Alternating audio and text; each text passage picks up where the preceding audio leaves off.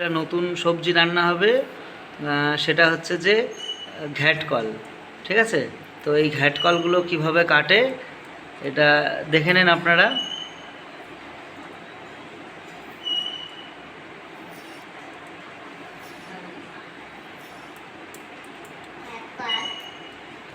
এই যে ঘ্যাটকল সমস্তগুলো কাটা হয়ে গেছে। এবার তার জন্য যা লাগবে সাথে পটল, আলু, এর সাথে হচ্ছে কাঁঠালের আঁটি দিলে সব থেকে ভালো হয়।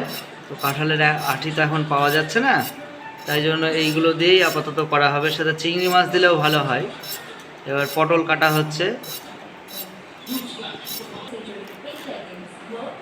এই যে পটলগুলো কেমনভাবে কাটতে হবে এই ঘ্যাটকল রান্নার জন্য একটু দেখে নেন সবাই।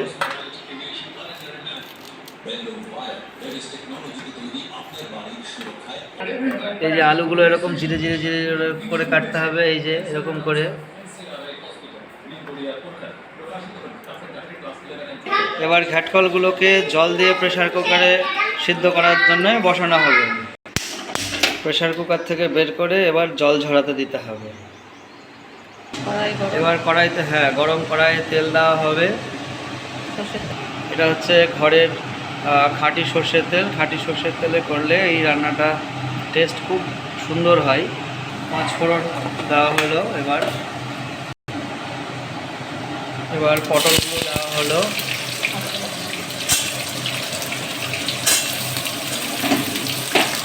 তার সাথে জিরা লঙ্কা দিয়ে কিছুক্ষণ নাড়তে হবে। ভালো করে নাড়ানো হয়ে গেলে এরপরে আলুগুলো দিয়ে দিতে হবে। পটলগুলো সুন্দরভাবে ভাজা হয়ে আসলে এর মধ্যে আলুগুলো দিতে হবে। আলুগুলো দিয়ে আবার সুন্দর করে একটু নাড়িয়ে ভালো করে ভেজে নিতে হবে। দেখতে পাচ্ছেন পটল এবং আলুগুলো কি সুন্দর লাল লাল করে বেশ সুন্দর ভাজা হয়েছে। এর মধ্যে এবার থেতো করা যে রসুনগুলো আছে সেগুলো দিয়ে ভালো করে আবার ভাজতে হবে। আর এই রান্নার একটা বিশেষ বৈশিষ্ট্য, এই রান্নাতে হচ্ছে যে কাঁচা লঙ্কার পরিমাণটা একটু বেশি দিতে হয়। একটু ঝাল ঝাল না হলে এই রান্নাটা টেস্ট আসে না।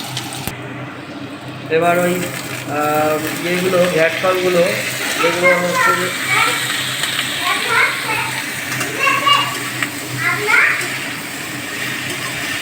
প্রেসার কুকার থেকে নামিয়ে রাখা ঘ্যাটকলগুলো দিয়ে সুন্দর করে এবার নাড়াতে হবে। তার মধ্যে পরিমাণ মতো লবণ, হলুদ দিয়ে নাড়াতে হবে। আবার দেখেন সুন্দর সুন্দর করে নাড়ানো হচ্ছে। এটা নাড়ালে দেখেন কি সুন্দর একটা কালার চলে এসেছে।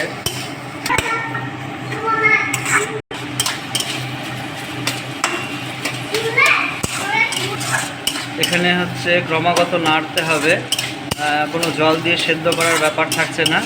নেড়ে নেড়ে নেড়ে নেড়ে এটাকে হচ্ছে ম্যাশ করতে হবে। সুন্দর নাড়া হয়ে গেলে এর মধ্যে হচ্ছে সর্ষে বাটাটা দিয়ে দিতে হবে। সর্ষে বাটা দেওয়ার পরে আবার একটু নাড়ানো হবে।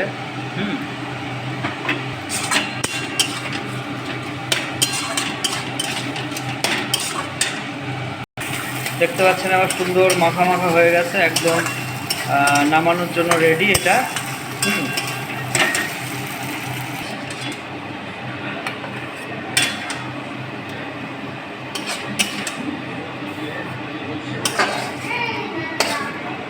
নামিয়ে রাখা হলো, একদম সুন্দর হয়েছে।